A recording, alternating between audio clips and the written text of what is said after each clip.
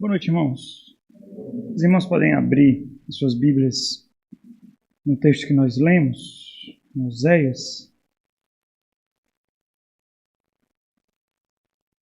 Oséias.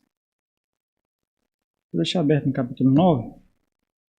Nós vamos continuar nossa reflexão na exposição de Oséias, observando um tema da série, o amor pactual de Deus por seu povo. Nós temos visto o amor de Deus se revelando de inúmeras formas, com muito cuidado, proteção, muita prosperidade, muita provisão. E mais do que isso, olhando pela luz que nós temos agora, na nova aliança em Cristo Jesus, e olhando para a aliança, a antiga aliança, que foi a aliança que o povo de Israel experimentou com Deus, nós vemos aquilo que Deus requer para ser o seu Deus e para esse povo ser o seu povo. Aquilo em que o povo de Israel falhou é uma necessidade do povo de Deus na nova aliança de Cristo Jesus. Portanto, o ser povo de Deus. O que significa ser povo de Deus? Significa estar pactuado com Jesus Cristo.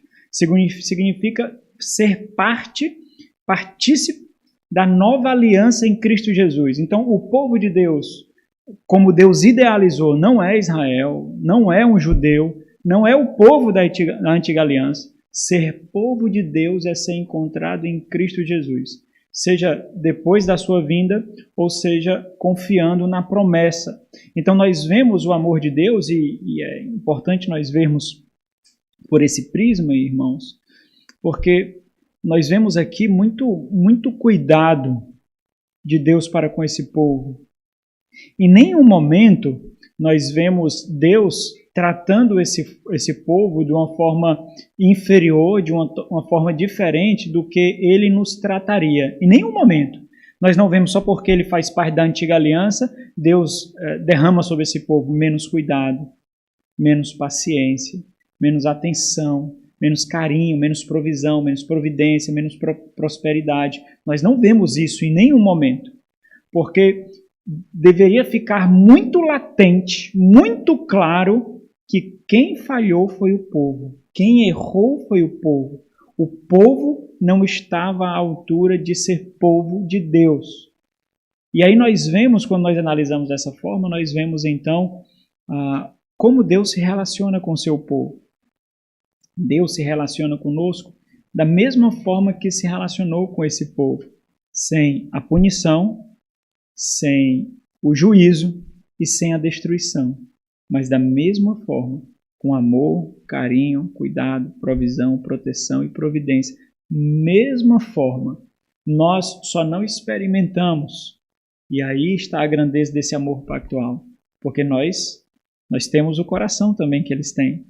Nós temos as inclinações que eles têm, nós temos a rebeldia, nós temos a obstinação, nós temos a cegueira e muitas vezes a insensibilidade em proporções diferentes, em intensidades diferentes, em tempos diferentes. Nós experimentamos, numa medida ou outra, aquilo que esse povo também experimentou. Mas nós vemos o cuidado de Deus com esse amor pactual em nos preservar, apesar de nós mesmos, aquilo que não aconteceu com esse povo que estava pactuado com o Senhor sobre uma aliança cujo sangue para a purificação era de animais, diferente da nossa, cujo sangue é do perfeito Cordeiro, do perfeito Filho de Deus. Então nós podemos fazer esse paralelo e ver o amor de Deus, o cuidado de Deus sendo derramado sobre o povo. Nós continuamos aquela nova sessão iniciada no capítulo 9, versículo 10, que diz assim: achei a Israel como uvas no deserto. Então nós vemos aí uma recordação, nós vemos uma retrospectiva de como Deus se relacionou com Israel. Achei a Israel como uvas no deserto, vi a vossos pais como as primícias da figueira nova, mas eles foram para Baal pior. E se consagraram à vergonhosa idolatria e se tornaram abomináveis como aquilo que amaram. Então, facilmente nós percebemos duas características marcantes aqui, presente na exortação do profeta. Lembra que esse profeta ele tinha uma característica bem peculiar. na sua profecia. Não somente a sua própria vida era uma profecia viva, ele, as suas 2 esposas e os seus 3 filhos eram profecias vivas, como ele usava inúmeros artifícios linguísticos, oratórios, para ministrar a vontade do Senhor, para expor as palavras do Senhor, o desejo do Senhor, as exortações do Senhor. Nós vemos aqui um relato histórico e sobre esse relato histórico nós vemos uma reflexão, uma ponderação, uma análise daquilo que aconteceu. Essa análise, essa reflexão, ela é feita de uma forma muito particular, muito peculiar, e isso o profeta entende, porque o profeta também experimentou, claro, em proporções muito diferentes, porque uma coisa é trair um pecador, outra coisa é trair um Deus cujo pecado não pode estar diante da sua presença. Quando nós percebemos essa rigorosidade, nós percebemos por que foi tão agressivo o pecado do povo. Não é a intensidade do pecado, apesar do pecado ser extremamente profundo, intenso e amplo, mas contra quem se peca. Então, nós percebemos, irmãos, aqui que o profeta, ele entende isso. Ele entende o que é ser desprezado. Ele entende o que é ser rejeitado. Talvez deveria ser uma reflexão que nós deveríamos tomar para nós. Quando nós refletimos para nossa dedicação ao Senhor, para nosso zelo ao Senhor, para nossa devoção ao Senhor, quando nós vemos essas forças se esvaindo, enfraquecendo, nós deveríamos lembrar como é ruim ser ingrato ou receber ingratidão, como é ruim ser desprezado, como é ruim ser deixado de lado.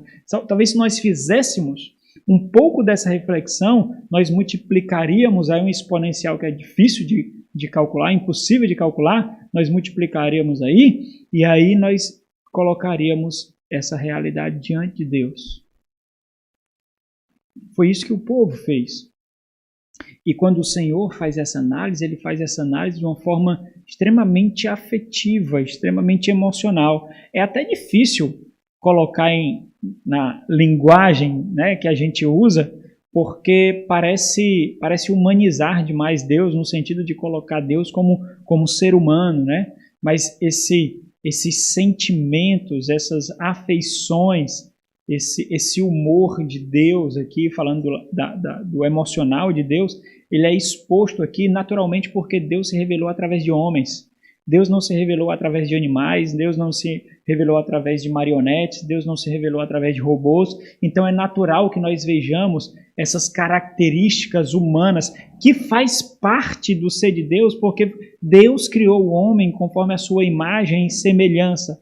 Então nós fazemos aí as separações devidas, consideramos as proporções devidas para não humanizar Deus no sentido de tratá-lo como um parceiro, alguém próximo no sentido de remover a solenidade, de remover a reverência, não é assim, mas entendendo que Deus falou conosco através de homens, não seres sobrenaturais, através de homens que têm as mesmas afeições que nós temos, as mesmas características que nós temos, as mesmas emoções são também experimentadas.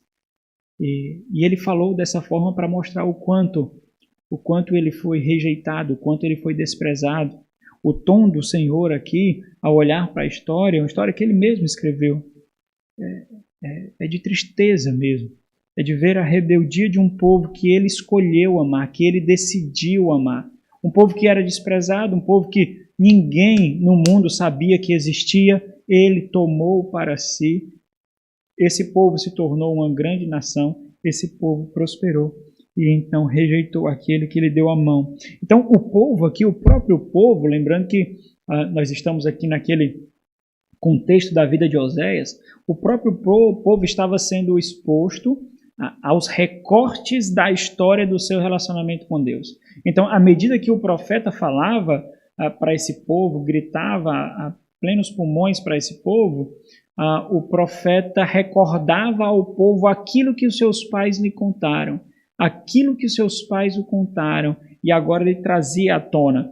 E talvez o povo lembrou do relato, mas esqueceu a afetividade, esqueceu o temor, esqueceu a emoção, mas lembrava do relato. O povo esqueceu da dor, o povo esqueceu da graça recebida e lembrava-se apenas do relato frio e seco.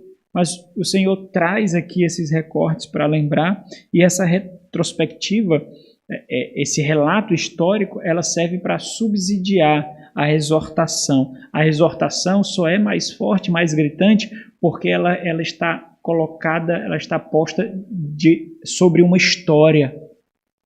E eles podem olhar para essa história e ver a mão de Deus, apesar deles mesmos, Deus protegendo, Deus cuidando, Deus munindo de força impossível de ser calculada, porque eles derribavam exércitos poderosos, impérios caíam diante dos seus pés por causa da mão de Deus. Então o tom aqui é profundamente emotivo. O Senhor expressa tristeza, o Senhor expressa pesar. Olha o versículo 13 do capítulo 9, ele diz: Efraim.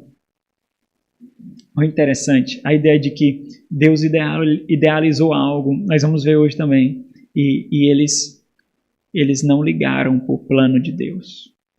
Eu planejei, Efraim, como planejei, seria como tiro, plantado num lugar aprazível.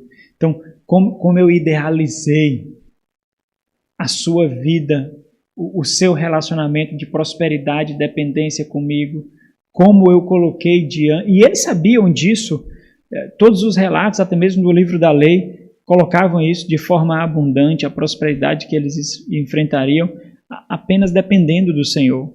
Eles não precisariam fazer esforços sobrenaturais para conseguir a sua prosperidade, as suas bênçãos, a graça de Deus. Eles só precisavam depender do Senhor. Só isso era suficiente. Então, como nós podemos observar, frequentemente a voz do profeta se mistura com a voz de Deus. Ora, nós vemos o Senhor sendo retratado na primeira pessoa, como se Ele mesmo estivesse falando. Ora, nós vemos o Senhor retratado na terceira pessoa, como se fosse o profeta falando dele. Então, essa característica, ela torna ainda mais pessoal, mais incisiva a mensagem do profeta. O que fica latente não é homem que fala, não é voz de homem que o povo ouve. É Deus que está falando, é a voz de Deus que o povo ouve ali. Então, nessa nova sessão, que nós iniciamos no capítulo 9, no versículo 10, nós vemos duas características. Uma retrospectiva, que é um lembrar da história, mostra o cuidado, proteção, prosperidade, provisão.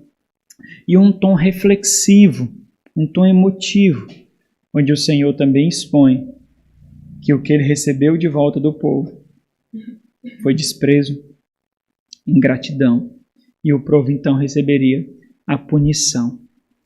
O cenário aqui ainda é o mesmo, irmãos, como em toda a carta.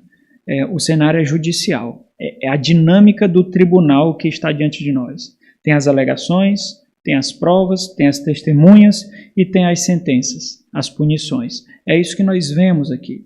Embora toda essa nova sessão ela seja completamente marcada, e aí entra um detalhe diferente no texto que nós iremos analisar hoje, embora toda essa sessão seja marcada por retrospectiva e reflexão, então é um lembrar e uma reflexão sobre o lembrar.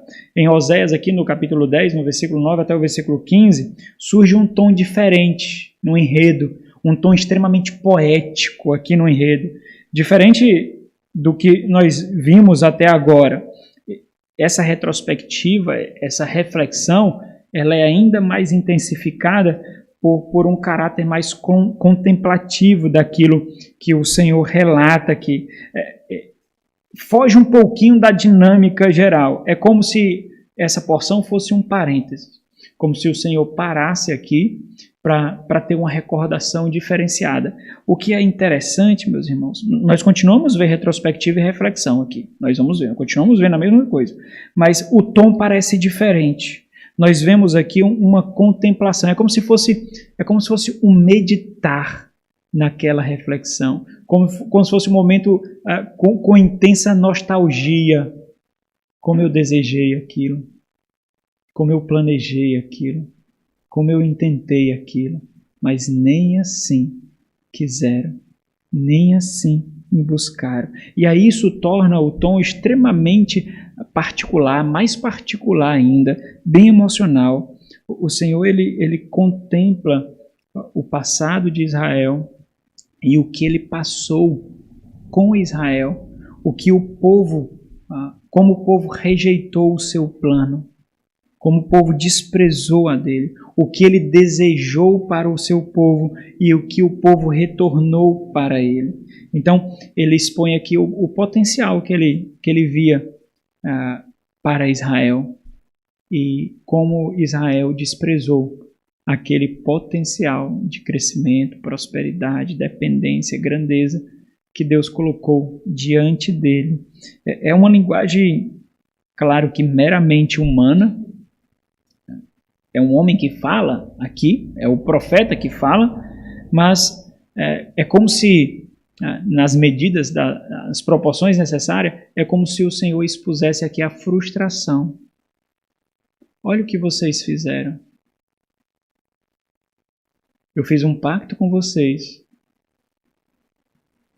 Eu forneci para vocês todos os subsídios, todos os instrumentos, toda a proteção, todo o poder, e vocês simplesmente frustram isso. Simplesmente, vocês não me buscam, não dependem de mim. Mas vamos ver como isso se enquadra no enredo todo para os irmãos não ficarem confusos. É claro que essa linguagem de frustração não aplica a Deus, porque frustração faz referência daquilo que não conhece o futuro. Nós nos frustramos porque nós não conhecemos o futuro. Nós nos frustramos porque nós não conhecemos as consequências dos nossos atos e dos atos daqueles com quem nós nos relacionamos. Então, nessa medida aqui, não é a frustração que eu estou me referindo aqui. O que torna ainda mais gritante essa linguagem frustrante de Deus aqui significa que o Senhor está fazendo a exposição evidencial, mostrando provas evidencial e vívidas de que, sem uma obra extraordinária no coração e nas mentes de um povo, Deus nunca teria um povo para si, porque a inclinação do povo sempre será frustrá-lo, sempre será não buscá-lo, sempre será não desejá-lo. Se depender de um povo, o povo nunca o desejará. Então isso fica ainda mais gritante, a necessidade do que aconteceu em Cristo Jesus. Um novo coração e uma nova mente, para que um povo seja completamente dele, para que ele possa realmente chamar um povo de seu. É isso que essa linguagem de frustração traz à tona. Coloca-se provas sobre a cabeça desse povo contra ele mesmo e não faz referência a alguma limitação, a alguma impotência da parte de Deus. Significa a extrema necessidade do seu Filho, Jesus Cristo, a extrema necessidade de uma nova aliança, substancialmente diferente da antiga aliança, porque essa antiga aliança não foi capaz de moldar um povo para Deus, mas a nova seria. Então, esse tom contemplativo aqui, e eu uso essa linguagem para mostrar um nível a mais de emoção, de recordação que Deus coloca aqui, ele exige justamente ele exibe para nós justamente dois grandes caminhos.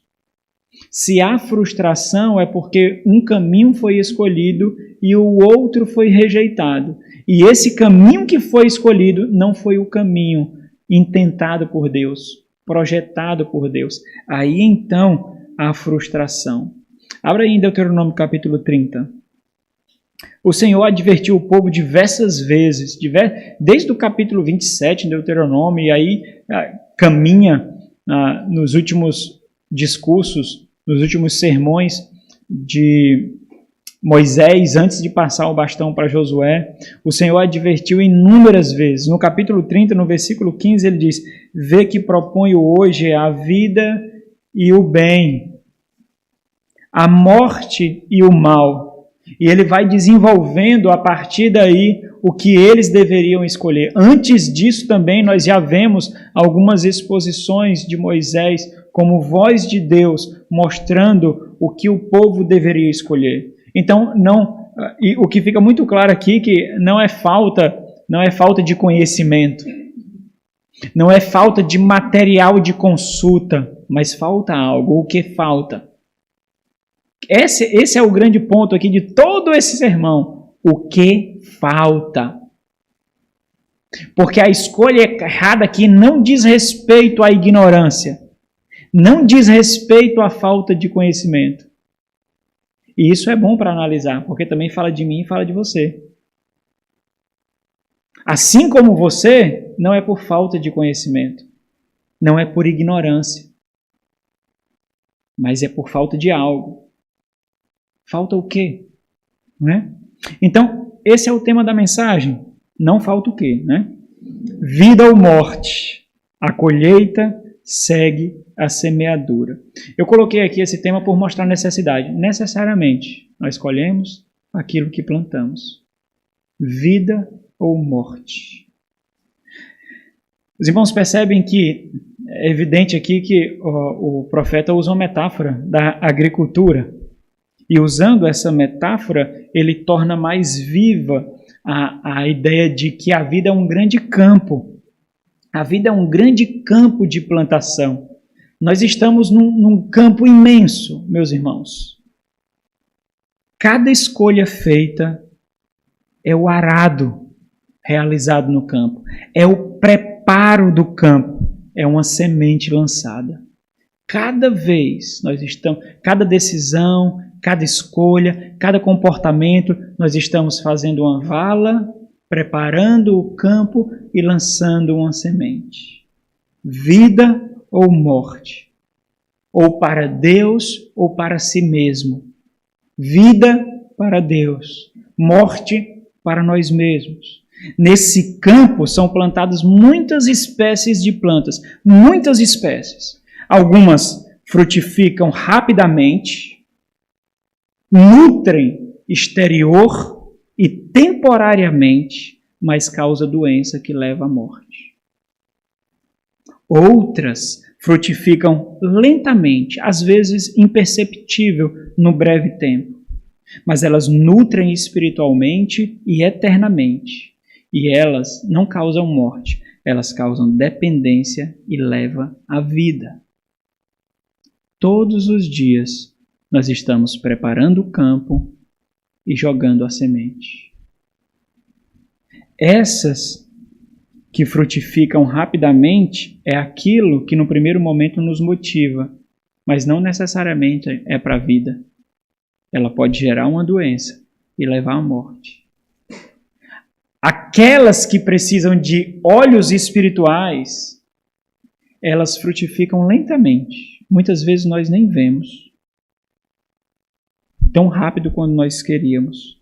Mas elas nutrem espiritualmente, interiormente e eternamente. Essas causam cada vez mais dependência e, invariavelmente, levam à vida.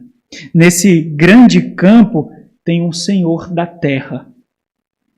Esse Senhor da terra, ele orienta qual é a boa colheita. Não é por ignorância, ele orienta o que deve ser plantado, como a terra deve ser arada, como a terra deve ser preparada, e ele mostra quais são as sementes para se ter uma boa colheita. E também ele repreende quanto à má colheita, quanto à má semeadura. Mas o que fica aqui de forma muito latente é a lei natural, ela ainda permanece. A colheita dará o seu fruto segundo a sua semeadura. Essa é a grande lei natural, é invariável aqui. Nós colheremos aquilo que plantarmos. Nós veremos 3 pontos, irmãos. O engano, o ideal e a tragédia. O engano, semearam para a carne, colherão corrupção. Versículo 9 e 10. A tragédia, a semeadura e a colheita projetada por Deus. É o ideal. O ideal. O ideal, a semeadura e a colheita projetada por Deus, versículo 11 a 12. E a tragédia, versículos 13 a 15. Semearam para si mesmos, colherão destruição. Então, os irmãos percebem que existe dois extremos aqui, o início e o fim, que são recordações. O meio é essa reflexão, essa contemplação, é um recordar do ideal de Deus, o que Deus projetou para esse povo. Então vamos nós, o primeiro, o engano. Para a nossa reflexão de hoje, irmãos, a parte mais importante vai ser essa. Infelizmente é negativa, mas é a mais importante, porque é aquilo que serve constantemente de armadilha para nós mesmos. É o fato de nós nos deixarmos nos enganar por nossa própria carne, por nossa própria cobiça, por necessidades criadas que não levam à vida, mas à morte. E aqui nós vemos retrospectiva, reflexão e punição. A reflexão do versículo 13 ao 15 também é a mesma. Nós vemos retrospectiva,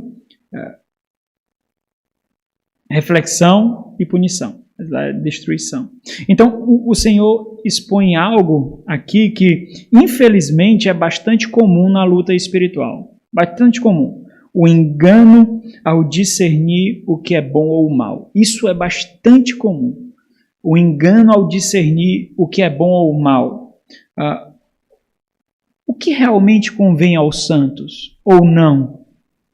Essa é uma pergunta que precisa ser respondida naquilo que nós fazemos, na forma como nós vivemos. Qual é o propósito, qual a intenção de fazer o que fazemos ou as escolhas que tomamos? Quais são os propósitos ou qual é o propósito? Para quem vivemos? Então, o engano, ele é colocado diante de nós constantemente, corriqueiramente. E ele vai ser maior ou menor dependendo das motivações do nosso coração, dos propósitos do nosso coração. Mas aqui tem um ponto que eu já me referi para vocês. Esse engano, ele não diz respeito a dúvidas, ele não diz respeito à ignorância. Não é por causa das dúvidas ou da ignorância que nós tomaremos decisões ou fazemos escolhas erradas. Não nessa realidade aqui. Nós não estamos falando de fechar um negócio, nós não estamos falando de fazer uma prova, nós não estamos falando de vender um bem e nós não temos o material necessário, o manual necessário, a descrição necessária do item ali para fazermos a venda, para fecharmos o negócio. Nós não estamos falando nisso. Esse é um engano extremamente sutil, bem mais sagaz. Na verdade, são essas escolhas e essas decisões que expõem as preocupações, né, as ambições e as ansiedades do coração.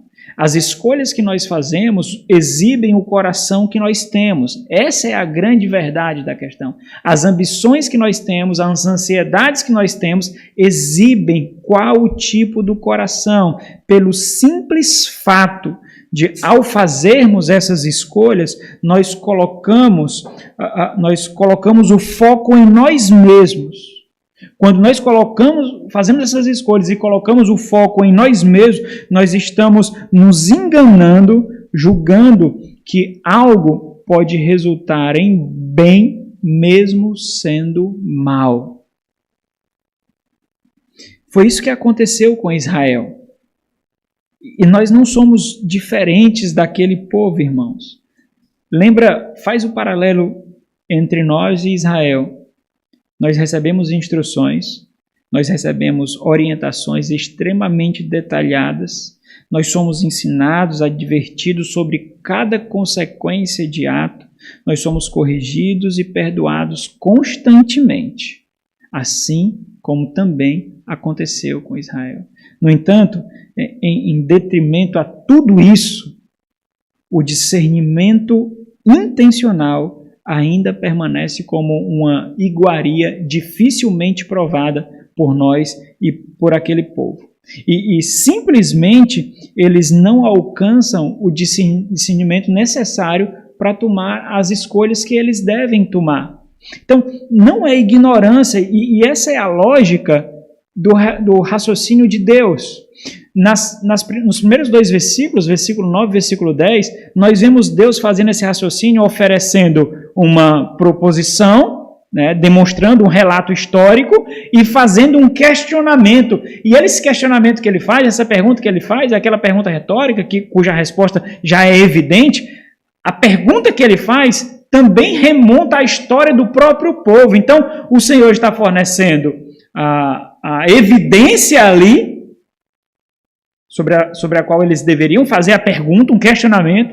Esse questionamento ele faz, e esse questionamento está embutido na própria pergunta. A resposta está embutida na própria pergunta ali. E ele quer levar o povo a discernir, ele quer levar o povo a pensar. Então, o ponto do Senhor aqui não é a ignorância que os faz tomar escolhas erradas, mas são as intenções dos seus próprios corações. A grande pergunta é, mas por que eles fazem isso?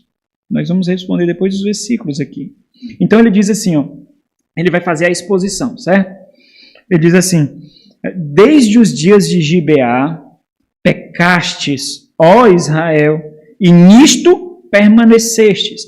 Permanecer aqui dá a ideia de e lá ficaram.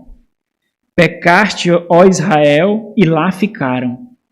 Pecastes, ó Israel, e lá resistiram.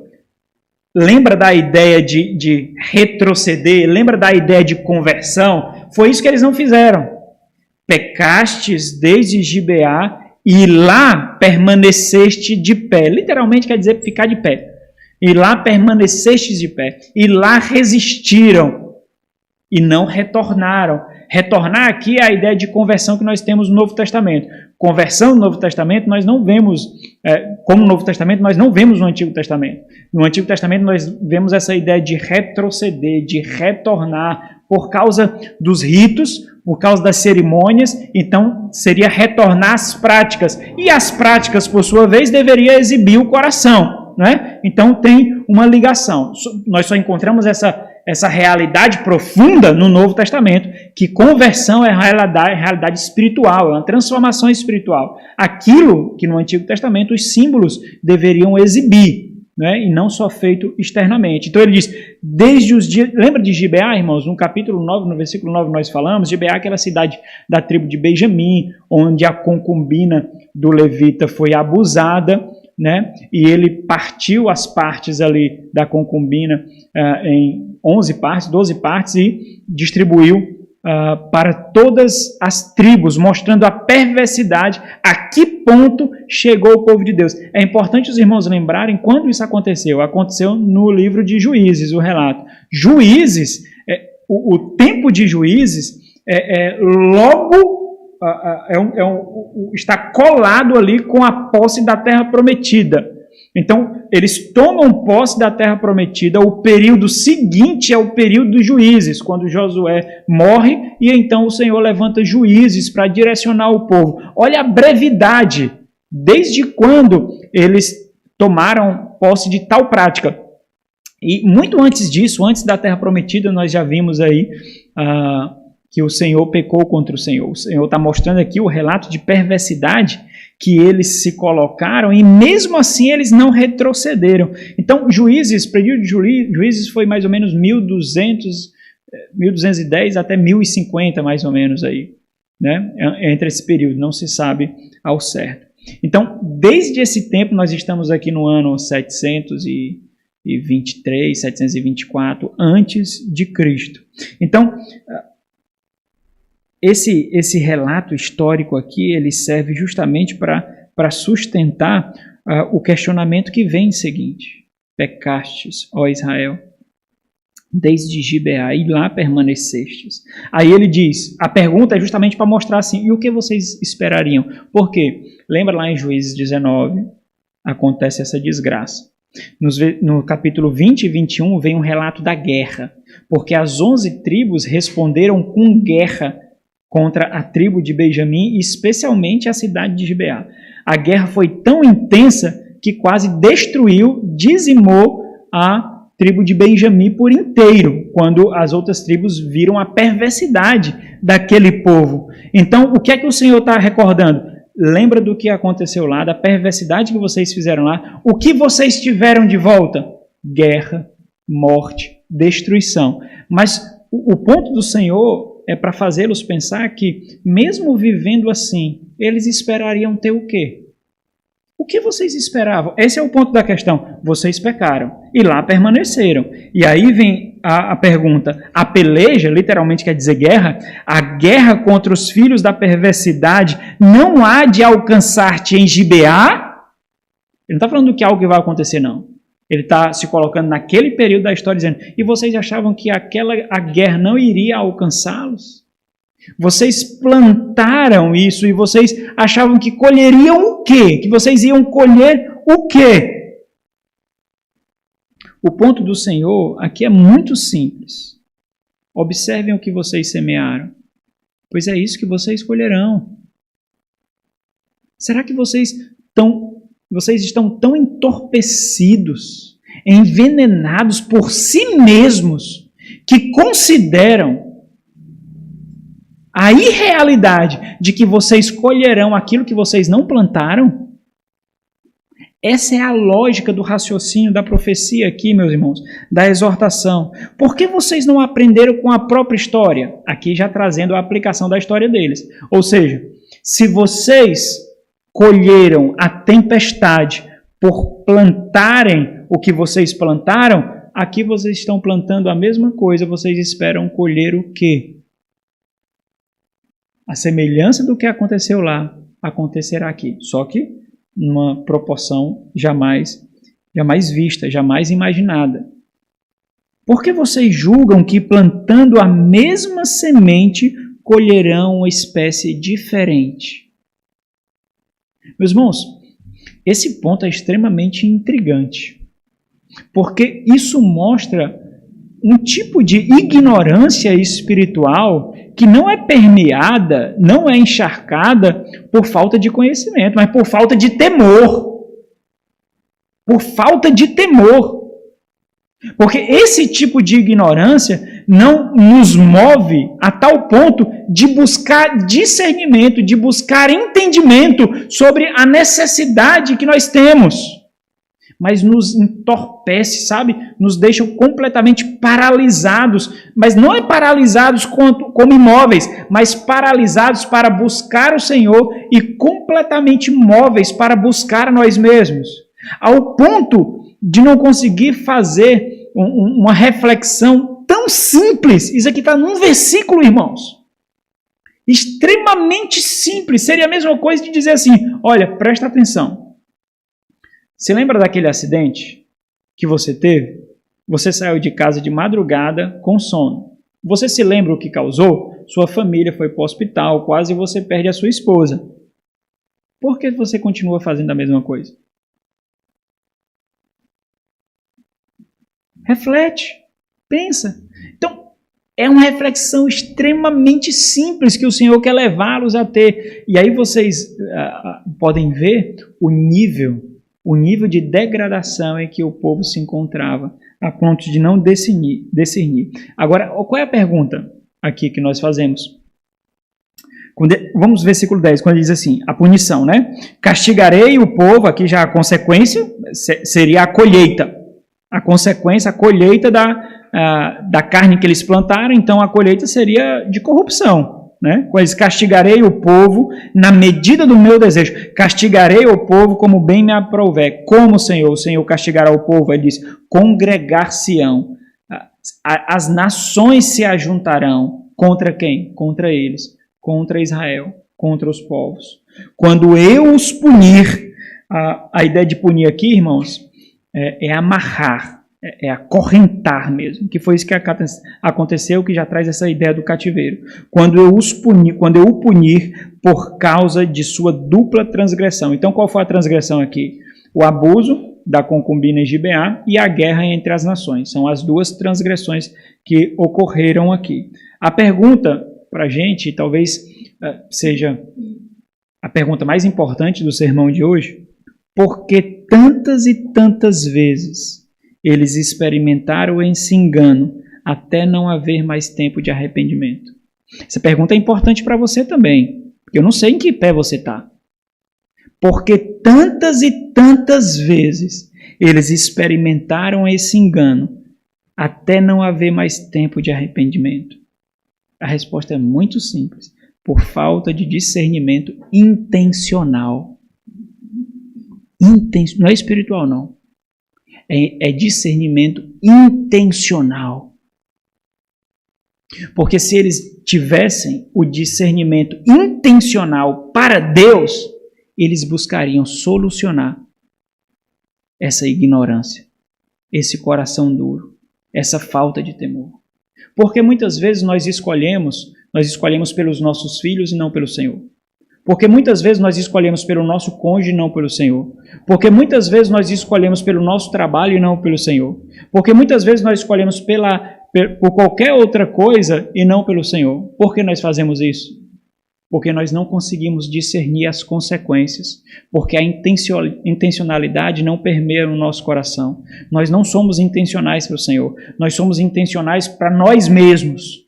Porque se nós fôssemos intencionais para o Senhor, todos os nossos discernimentos, todas as nossas escolhas e decisões passavam pela peneira da piedade, pela peneira da glória do Senhor, todas. E se não fosse glorificar o Senhor, lá ficava, lá parava, lá permanecia. Não vai passar. É por isso que nós defendemos tanto o nosso pecado. É por isso que nós defendemos tanto aqueles que são os nossos e estão em pecado. É por isso que nós defendemos. Nós queremos que eles sejam aceitos por sua própria maldade, por sua própria sujeira, por mais que eles não glorifiquem o Senhor. Nós queremos que eles sejam aceitos. E nós queremos empurrar a goela abaixo. Por mais que eles não glorifiquem o Senhor. Por mais que eles demonstrem uma sujeira muito profunda, nós empurramos goela abaixo. Por quê? Porque a nossa intenção é para nós mesmos. Não é para o Senhor. Não é. O que é isso, irmãos? Isso é semear para a carne. Isso é semear para a carne. Enterre um pedaço de carne. O que acontece? Apodrece. É isso que você vai colher. Tapuru. Bichos. Podridão, corrupção. Agora vai demorar a sair do buraco. O odor, a caatinga, os bichos vão demorar a sair do buraco, mas eles estão lá. Eles estão lá. Quantos anos se passaram? Juízes, Gibeá, até Oséias aqui. 1.200 anos antes de Cristo, até 724 anos antes de Cristo. Se passaram em quase 500 anos. Mas eles colheram. Eles colheram. Plantaram para a carne e colherão corrupção. Essa é a mensagem mais importante de hoje. Esse é o centro da mensagem de hoje. Pode dormir agora. A partir de agora, se você quiser dormir, você já pode dormir. Porque se você ouvir isso daqui, já é suficiente. Eu poderia acabar o sermão aqui mesmo, não teria problema nenhum.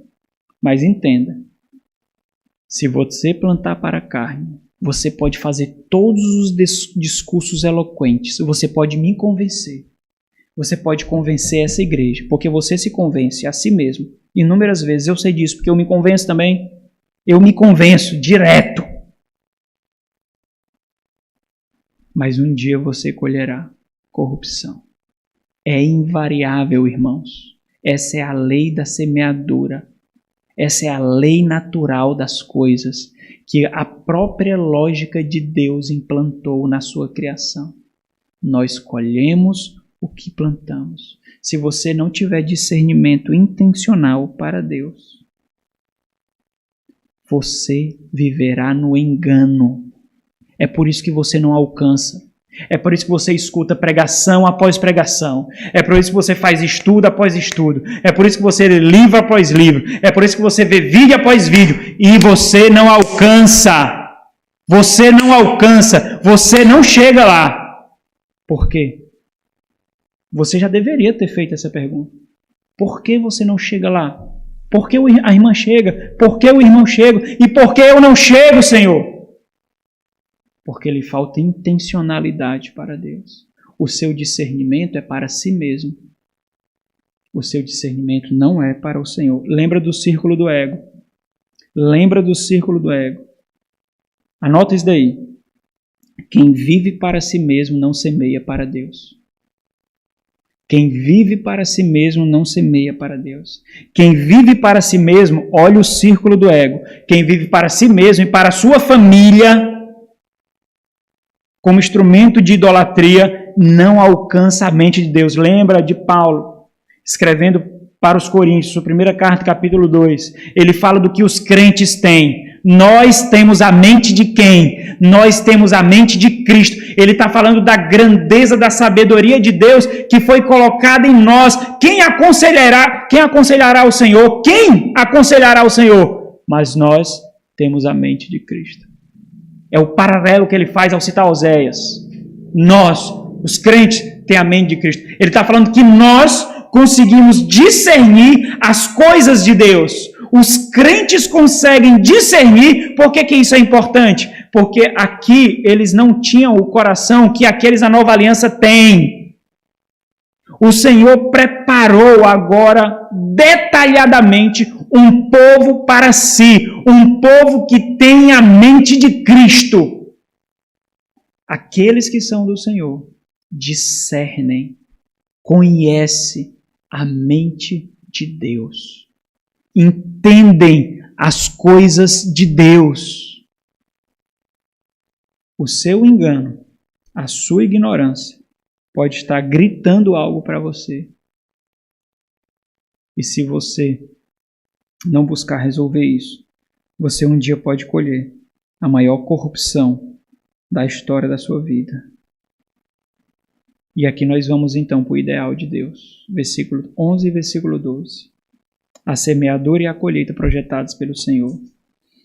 Essa porção aqui nós não vemos punição, é evidente, que o ideal de Deus não era punir o povo que escolheu para si. Nós vemos retrospectiva e reflexão. E aqui nós vemos, meus irmãos, esses versículos, o 11, o 12 e o 13, são os 3 versículos carregados de maior emoção. É o que Deus recorda da história de amor que Ele queria ter com esse povo, que Ele planejou ter com esse povo. E nós devemos fazer isso quando nós formos forjar a nossa intencionalidade, irmãos. A nossa vida, quando for construir a nossa história.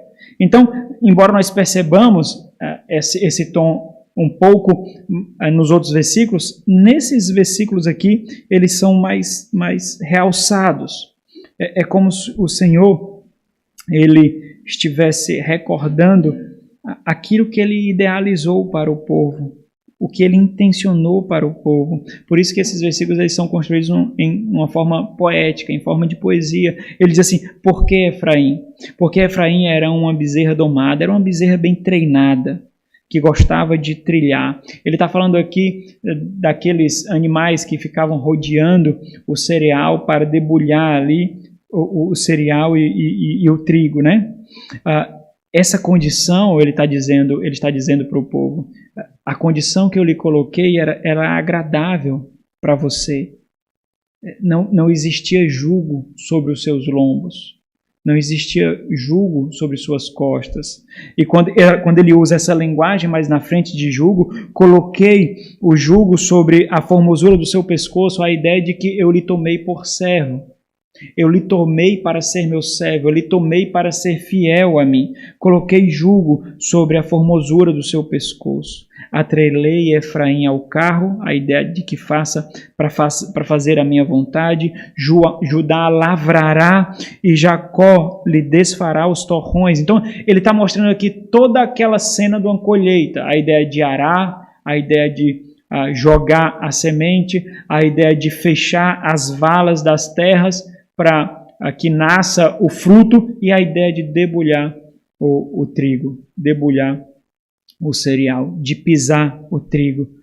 Ele está mostrando que o Senhor escolheu esse povo para viver num relacionamento harmônico com Ele.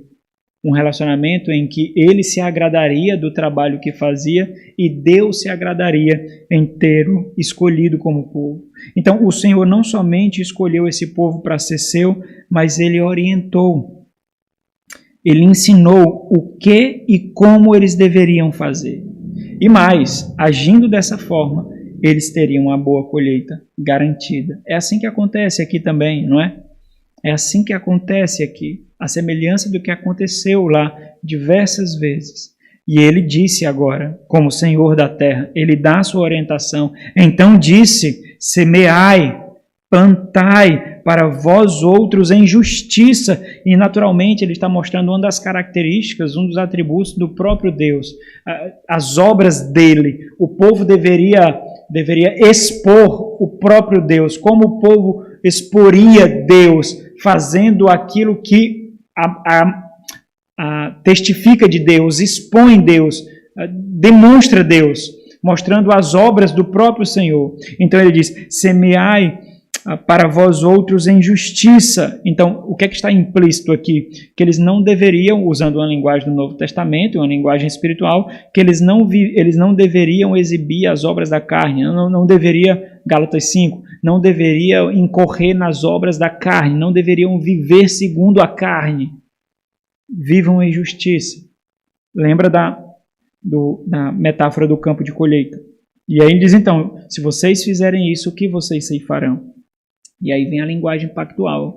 Misericórdia aqui é hesed, é aquele amor pactual. Olha o que eles escolheriam. Eles ceifariam segundo o quê? De acordo com o pacto, de acordo com o amor pactual. As bênçãos pactuais eles escolheriam. Isso significa dizer que eles seriam o povo de Deus e Deus seria o seu povo. E ele demonstra como isso deveria ser feito. É interessante essa linguagem aqui, porque é uma linguagem que nós vemos muito claramente no Novo Testamento e alguns poucos episódios nós vemos no Antigo Testamento. Aqui está mais implícita, né? Quando ele diz arai, a ideia é de cultivar, né? Então, arai é cultivar, é preparar o campo, arem o campo. Mas que campo e de que forma? Campo de pocio é um campo que nunca foi plantado, é um campo que nunca foi preparado, é um campo que nunca foi arado. Então, olha a ideia que ele está dizendo. Ele está demonstrando que o povo deve viver essa semeadura e essa ceifa como? Por fé. Arai, preparai o campo de pocio, o solo ainda não plantado, o campo que será plantado pela primeira vez. O Senhor está ensinando aqui a necessidade do instrumento da fé para a semeadura da vida do seu povo. Nós caminhamos aqui não por vista, plantamos nesse campo não por vista, nós plantamos por fé. Não é porque nós vemos a chuva chegando, não é porque nós vemos o campo todo preparado, o campo fértil, nós plantamos porque é o Senhor da terra que manda que nós façamos. É como se ele estivesse dizendo, preparem o campo, mesmo quando o terreno é árido, mesmo quando a terra está seca. Preparem o campo, mesmo quando não vem a chuva chegando. Preparem o campo, confiem em mim. Então, essa semeadura e essa ceifa é feita por fé, justamente para fazer o contraste do que eles estavam fazendo. Eles estavam escolhendo frutos que nasciam, frutificavam rapidamente. Eles estavam escolhendo frutos que nutriam exteriormente, mas o fruto que frutificava lentamente e que nutria espiritualmente, eles estavam rejeitando, porque os seus olhos não conseguem ver como eles queriam. É assim que o povo de Deus vive, meus irmãos, sempre observando as instruções do Senhor. O nosso manual, a palavra de Deus. E isso é importante dizer, porque isso não quer dizer que nós vivemos às cegas, não. Porque nós já temos todas as orientações. Nós já temos toda a visão de como nós devemos viver, o que nós escolheremos e o que nós teremos. Isso também acontece conosco, seja para o povo da antiga aliança, seja para o povo da nova aliança. O Deus é o mesmo, nessa questão não muda. Nós fazemos a vontade de Deus e Deus derrama as suas bênçãos sobre nós. Essa é a grande realidade. Mas por fazer a vontade de Deus, nós temos uma percepção extremamente diferente do que são as suas bênçãos. Não são tesouros que esse mundo corrói. Não são. As grandes bênçãos são tudo aquilo que nos coloca em mais intimidade e proximidade com Ele. Essas são as bênçãos. Porque quanto mais perto nós estamos do Senhor, quanto mais íntimo está nosso relacionamento com Deus, mais nós perceberemos que nós não precisamos de nada desse mundo. Nós não precisamos de nada. Podem tirar. Podem tirar. Tire a minha saúde até. Tire a minha vida até. Pode tirar. Não me faz falta. Só não tire o Senhor. Agora, olha como é o oposto quando nós não estamos próximos do Senhor. A minha garantia é o meu emprego. A minha garantia é a minha casa. A minha garantia é o meu dinheiro. A minha garantia é a minha profissão. A minha garantia é a minha poupança. É muito diferente. Com o Senhor nós sabemos que continuamos arando o campo, mesmo quando o sol está escaldante, mesmo quando a chuva, mesmo quando a meteorologia diz que não vai chover, nós continuamos. Nós continuamos colocando currículo, mesmo quando ninguém nos chama, nós continuamos colocando. Nós continuamos estudando, mesmo vendo que está difícil alcançar aquilo que nós queremos, nós continuamos fazendo. Porque nós olhamos para Ele. É Ele que é a nossa força. Nós fazemos por fé. E ele continua, porque é tempo de buscar ao Senhor. Porque é tempo de buscar ao Senhor, até que Ele venha e chova a justiça sobre nós. Irmãos, esse tempo não chegou ainda. O Senhor veio à sua primeira vinda, mas esse tempo não chegou ainda. A justiça foi derramada de forma gotejada sobre nós. O Senhor veio,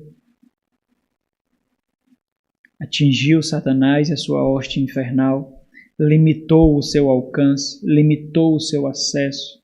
Ele não mais pode enganar as nações, ele não mais pode impedir o conhecimento, o acesso do Evangelho Salvador.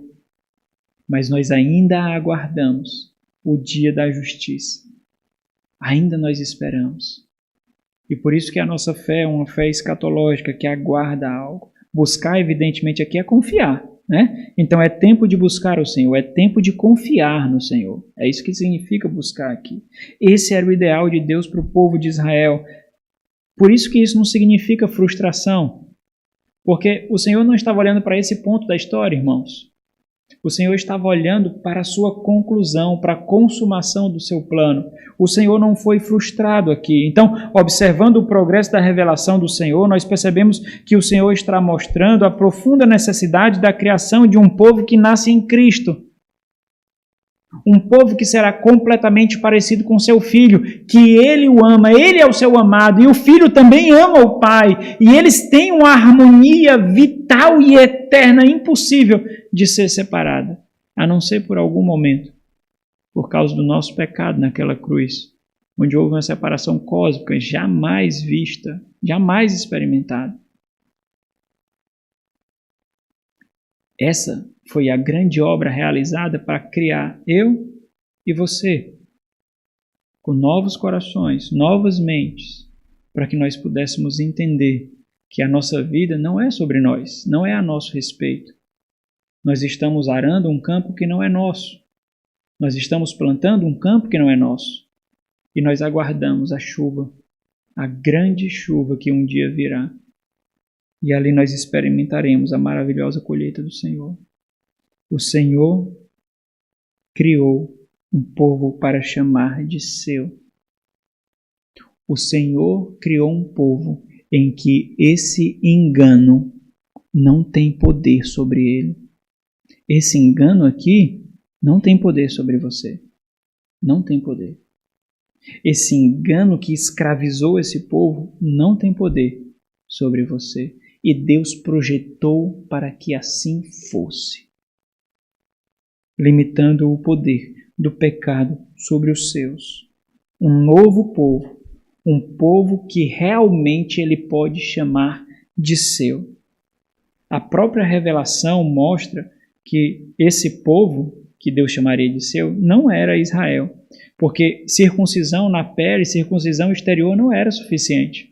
Suficiente circuncisão do coração, circuncisão interior. E ele também garantiu isso. Então o que traz à tona aqui não é a frustração de Deus, mas é mostrar a grande necessidade do agir extraordinário de Deus para criar um povo em que realmente esse povo possa dizer: esse é o meu Deus. E Deus possa dizer: esse é o meu povo. Mas então nós vemos a tragédia. Saímos desse tempo de contemplação aqui, em que o Senhor projetou para o povo e o povo não se agradou do projeto de Deus. E nós vemos a tragédia.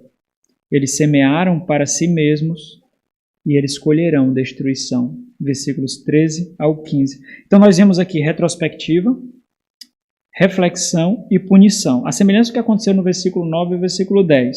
A diferença dos versículos 9 e versículo 10 com essa daqui é o contraste necessário que tem entre o versículo 12 e o versículo 13. Então eu separei aqui para uma questão mais didática, irmãos. Mas o versículo 11, 12 e 13, eles estão intrinsecamente juntos.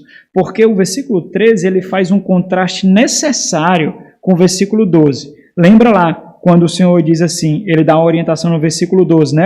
Ceifai para vós justiça, ou semeai para vós outros em justiça, ceifai segundo a misericórdia, arai o campo de pocio. E aí vem um contraste no versículo 13 extremamente necessário. Então coloca aí um mas, M-A-S, é uma adversativa. Coloca aí para quando você lê, você perceber o contraste. Eu disse que vocês deveriam semear isso. Mas, eu disse que vocês deveriam arar isso, mas vocês não fizeram. Vem um contraste, mas arastes ou cultivaste o que? A justiça? Não, a malícia. Literalmente a maldade ou a injustiça. O que mais fizeram? Colhestes a perversidade. Eles já colheram a perversidade em inúmeros momentos da história, mas mesmo assim eles não aprenderam. Arastes a malícia, colhestes a perversidade, comestes o fruto da mentira, literalmente desonestidade. Por quê? Por que vocês experimentaram isso tudo? Porque confiastes nos vossos carros e na multidão dos vossos valentes. Vocês não confiaram em mim. Lembra lá do final do versículo 12? Arai o campo de pocio, a ideia de confiar no Senhor. Mas não foi isso que vocês fizeram. Vocês confiaram nos vossos próprios carros. Carros aqui é carro de guerra, seria carruagem de guerra, né? Vocês confiaram nos seus próprios carros e na multidão dos seus soldados e na multidão dos seus heróis. Vocês não me buscaram, pois então vocês colherão segundo a escolha que vocês fizeram. E aí a punição, a partir do versículo 14, é a colheita deles. Qual é a colheita deles? É a desgraça. A desgraça do seu próprio campo, do campo que eles escolheram para si. E aqui o Senhor ensina qual é a resposta para muitos dos nossos questionamentos sobre sofrimento, irmãos. Sobre angústia, sobre as nossas dores da vida. Muitas vezes nós queremos fazer assim, sabe, equações extraordinárias para descobrir o que sofremos. Aqui o Senhor responde muitas delas, evidentemente que não todas, né? Não todas. Mas aqui o Senhor responde muitos desses questionamentos sobre sofrimento e angústia. O Senhor quer mostrar aqui, o Senhor ensina os porquês da vida. Os porquês da vida nesse aspecto do sofrimento, nesse aspecto da angústia, nesse aspecto da experiência do mal aqui nesse mundo. O Senhor nos ensina que muitos desses porquês são consequências de escolhas que fazemos e decisões que tomamos. É isso que o Senhor ensina a partir do versículo 14. Ele diz, portanto, agora, entre o teu povo, o povo que tu formastes, e aqui o pronome é muito importante, porque foi o povo que eles não construíram um povo piedoso, eles não construíram um povo temente, eles construíram o povo, eles forjaram um povo segundo seus próprios corações, as suas próprias ansiedades. Portanto, entre o teu povo, aqueles que vocês forjaram, se levantará um tumulto de guerra. A todas as tuas fortalezas serão destruídas, e todas as tuas fortalezas serão destruídas. Por quê? Porque vocês confiaram nela. Então o Senhor vai mostrar categoricamente que nada pode substituir a Ele. Nada. Nada pode substituir a Deus. Todos aqueles que se levantam, que nós levantamos para serem substitutos de Deus, frutificarão desgraça. Cuidado com seu filho. Cuidado com seu cônjuge. Cuidado com aqueles que você se relaciona. Cuidado com o seu trabalho. Cuidado com seus estudos. Cuidado com seus bens. Porque se assumir o lugar de Deus, desse mesmo recurso, dessa mesma pessoa, você colherá a desgraça. Dentro de vós, entre vós, sairá tumulto de guerra. É o que o Senhor está dizendo aqui. Aqueles em quem vocês colocaram a confiança de vocês, esses serão instrumentos de destruição de vocês. Meus irmãos, é difícil para a gente captar a grandeza da desgraça que o Senhor está falando aqui, mas ele descreve brevemente aqui. E todas as suas fortalezas serão destruídas. Como? E ele dá um relato. Ele está mostrando um feito que eles experimentaram, que eles conhecem, e possivelmente é um que está colado ali com o tempo de Oséias, está bem próximo do tempo de Oséias, então eles sabiam experiencialmente o que o profeta Oséias estava falando. Eles sabiam claramente, Oséias não está contando aqui uma ilustração, digamos que isso aconteceu. Ele não está contando, ele está mostrando um fato histórico, um relato histórico. Lembra quando eu faço para vocês aqui algo desse tipo? Eu digo assim, olha, lembra da escolha que o irmão tal fez? Olha como é que ele está agora. Alguns irmãos já saíram daqui por fazerem escolhas desse tipo e daquele tipo. Como eles estão agora? Alguns irmãos já saíram daqui, algumas pessoas já saíram daqui buscando as suas próprias vontades e não se quiseram submeter à igreja. Olha o que eles escolheram, e vocês conhecem esses. Vocês sabem como essas pessoas estão. Então é isso que o profeta está fazendo aqui. Ele lembra de uma guerra, um massacre que aconteceu ali pertinho da história deles. Nós não sabemos o certo, quando foi ou como foi, mas todos os indícios, até pela nomenclatura da pessoa e do lugar, dá a proximidade da época, que quando ele diz, e todas as tuas fortalezas serão destruídas. E ele vai dizer, como? Como Salmã destruiu a Bet-Arbel no dia da guerra. O que foi que aconteceu ali quando ele destruiu? Ele diz, as mães ali foram despedaçadas com os seus filhos. Meus irmãos, não é possível a gente saber as referências exatas aqui. Pode ser que Salmã aqui tenha sido ou um poderoso assírio. Se foi isso aconteceu bem breve ali, porque Samaria é a capital do Reino do Norte e foi a última cidade a ser tomada pelos assírios. É tanto que o povo da Babilônia nem chegou lá sequer.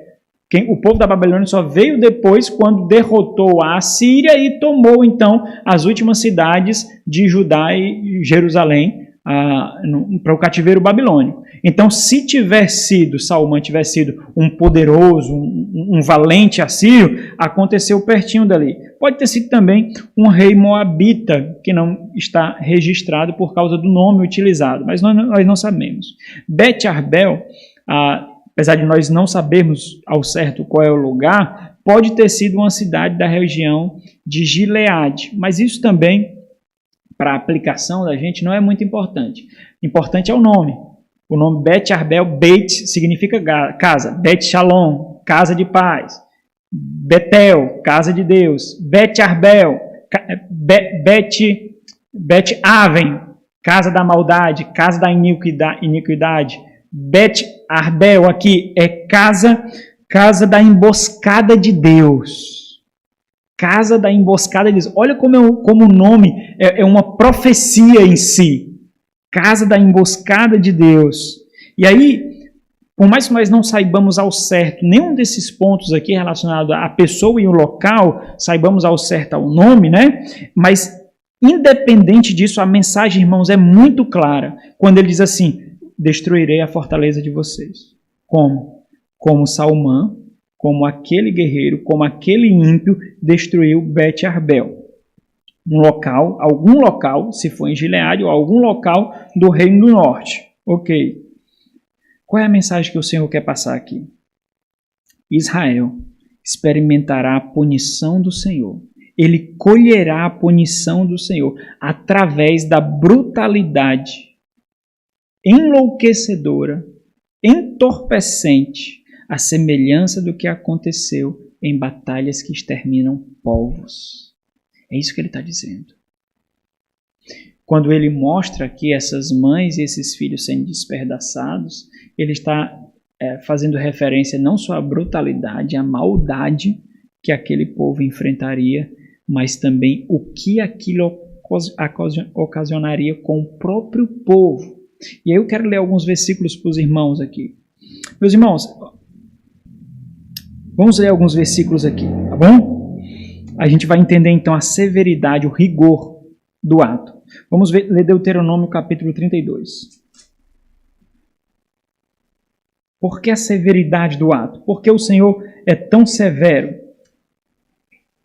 com a punição? Por que Deus é tão agressivo? Lembra lá, não é por ignorância que eles pecaram, não é por ignorância que eles fizeram as escolhas erradas. Porque se fosse por ignorância, talvez de alguma forma nós iríamos aqui suavizar a maldade deles. Não é por ignorância. O versículo 19 diz assim, Deuteronômio 32, 19. Viu isto o Senhor e os desprezou, por causa da provocação de seus filhos e suas filhas. Versículo 21. A zelos me provocaram, zelos aqui é uma referência para ciúmes, né? A zelos me provocaram, como aquilo que não é Deus, com aquilo que não é Deus. Com os seus ídolos me provocaram a ira, portanto, eu vos provocarei a zelos com aquele que não é povo. Com louca nação os despertarei a ira. Ao versículo 23. Amontoarei males sobre eles. Aqui são as consequências decorrentes da desobediência naquele discurso de bênção e maldição diante da aliança, certo? 23. Amontoarei males sobre eles. As minhas setas esgotarei contra eles. Consumidos serão pela fome, devorados pela febre e peste violenta. E contra eles enviarei dentes de feras e ardente peçonha de serpentes do pó. Versículo 25. Fora devastará a espada, em casa o pavor, tanto ao jovem como à virgem, tanto à criança de peito como ao homem encanecido. Capítulo 28. Capítulo 28. Vamos ler aqui o versículo 32. Teus filhos e tuas filhas serão dados a outro povo. Os teus olhos o verão e desfalecerão de saudade todo dia, porém a tua mão nada poderá fazer. O fruto, olha aqui, irmãos, o fruto da tua terra e todo o teu trabalho comê-los-á um povo que nunca conheceste, e tu serás oprimido e quebrantado todos os dias, e te enlouquecerás. Essa é a ideia que vai acontecer com essa ideia de entorpecer, de enlouquecer, que o Oséias está fazendo referência ali. E te enlouquecerás pelo que vires com os teus olhos. O Senhor te ferirá com úlceras malignas nos joelhos e nas pernas, das quais não te possas curar, desde a planta do pé até o alto da cabeça. Vamos ler só mais um versículo 23 aqui. Comerás o fruto do teu ventre, a carne de teus filhos e de tuas filhas, que te der o Senhor teu Deus, na angústia e no aperto com que os teus inimigos te apertarão.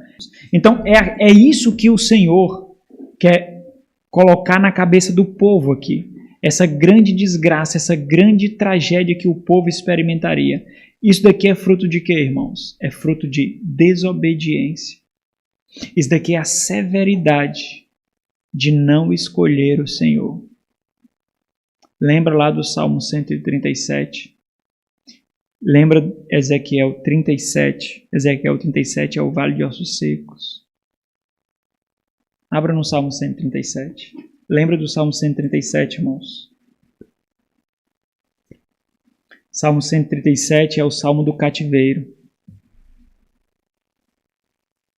Se no tempo de Oséias eles não receberam como deveria receber, no cativeiro eles entenderam. Às margens dos rios da Babilônia, nós nos assentávamos e chorávamos, lembrando-nos de Sião. Vocês se lembram o quanto eles desprezaram o culto ao Senhor, o sacrifício ao Senhor, o templo ao Senhor? Aquilo que era instrumento de chatice, era instrumento de tempo desperdiçado, era instrumento de religiosidade vã, se tornou a fonte de desejo de um povo que sente saudade do seu Deus.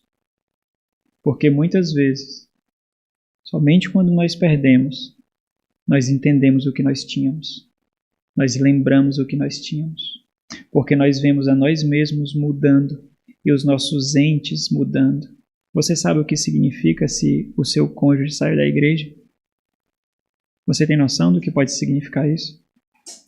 Você tem noção do que pode significar se seu filho não quiser vir para a igreja mais de jeito nenhum? Filho, você sabe o que significa se os seus pais deixarem a igreja? Você se lembra quando ele era antes de conhecer a Cristo? Você se lembra? Você se lembra como a sua esposa era antes de conhecer a Cristo?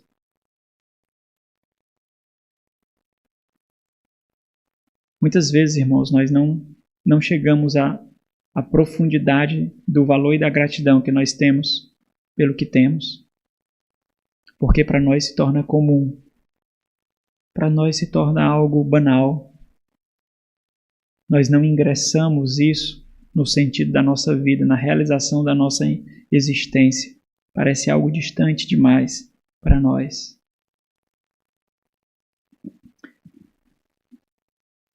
Ele continua, termina aqui no versículo 15. Ele diz: assim vos fará Betel. Betel é casa de Deus, mas Betel se tornou um antro de idolatria. Assim vos fará Betel, por causa da vossa grande malícia. O mesmo termo usado algumas vezes aqui para falar de injustiça. Só que tem uma construção aqui nesse ponto muito interessante. Existem dois termos com a mesma tradução. Seria assim: por causa da vossa malícia e malícia. Quando isso ocorre na língua hebraica, dá a ideia de intensidade, de grandeza. É a mesma palavra usada em Gênesis capítulo 3 para falar das dores de parto da mulher. Quando diz, terás filhos, né, e sofrendo sofrerás. Literalmente significa isso, sofrendo sofrerás, mostrando a intensidade da dor que a mulher experimentaria por causa da queda. Aqui é a mesma construção. Então ele está descrevendo o que se tornou Betel. Assim vos fará Betel, por causa da vossa grande malícia. Então, literalmente seria por causa do mal dos males. Então, ao invés de ser casa de Deus, Betel se tornou a descrição do que é mal. Por causa do mal dos males, ela é a maldade do que é mal. Por isso que esse povo não poderia ser povo do Senhor, porque ficou completamente descaracterizado. Por isso o papel da igreja de supervisionar, de pastorear uns aos outros. Nós constantemente olhamos quem continua firme nos caminhos do Senhor, quem continua se parecendo com Cristo, quem continua sendo embaixador de Cristo. E aqueles que assim não são e assim não se importa, nós não podemos comungar, irmãos. Porque quando nós abraçamos o mal, nós somos atingidos numa medida ou outra por esse mal que nós abraçamos. Isso também acontece com a igreja do Senhor hoje. Como eles sumirão? Assim, com o passar da manhã, é o que ele diz. Assim vos fará Betel por causa da vossa grande malícia. Como o passar da alva, como o passar do amanhecer, assim será o rei de Israel totalmente destruído. Finalizamos aqui, meus irmãos. Vida ou morte? A colheita segue a semeadura. Essa, talvez a maior dificuldade dessa equação é porque o resultado não vem hoje ou amanhã. O resultado dessa equação não vem instantaneamente. O resultado dessa equação nós vemos ao longo da vida. É quando você vê o que o seu cônjuge se transformou e o que ele transformou você. É quando você vê no que o seu filho se transformou e na riqueza de descendência que você forjou. Talvez essa seja a grande dificuldade de enxergar o valor daquilo que nós plantamos no silêncio e no anonimato. Simplesmente porque nós não não podemos semear a carne e colher espírito. É natural que nós colhamos aquilo que nós plantamos. Então, a falta do discernimento intencional para Deus tampa os nossos ouvidos espirituais, irmãos. Nos faz enxergar apenas aquilo que está diante dos nossos olhos, nos torna míopes para as realidades espirituais e nós não vemos aquilo que realmente vale a pena viver. Nós só vemos para nós mesmos. Veja como está a sua família. Veja como está o seu casamento. Veja como estão os seus filhos. Veja como está o seu trabalho. Veja como estão os seus estudos. Veja como está a sua vida na igreja. Observe o que você tem plantado. Observe se você já tem colhido alguma coisa e você não deu a atenção que você deveria dar.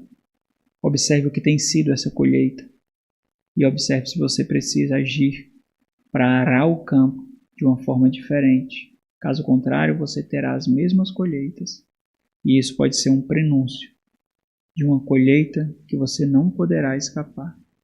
Vamos orar, né? Nosso Senhor, maravilhoso Deus, graças te damos, ó Pai. Graças te damos por abrir os nossos olhos, ouvidos, mente e coração. Graças te damos, ó Deus, por vencer as nossas estruturas, as nossas barreiras e nos exortar. Graças te damos, ó Deus, pela esperança que temos por estar em Cristo. Te damos graças porque podemos descansar no Senhor. Te damos graças, ó Deus, porque podemos descansar no nosso Cristo. Saber que Ele fez tudo aquilo que nós não poderíamos fazer. Saber que Ele foi perfeito como nós não conseguimos ser. Sabendo, ó Deus, que Ele preparou para nós uma santa colheita. E que jamais aqueles que estão nele experimentarão a desgraça, a destruição e a maldade. Então, Senhor, rogamos a Ti, ajuda-nos a termos convicção que estamos nele, porque somente nele nós teremos a colheita da justiça. Somente nele nós veremos a chuva da justiça que em breve chegará. Que o Senhor seja conosco em nome de Jesus. Amém.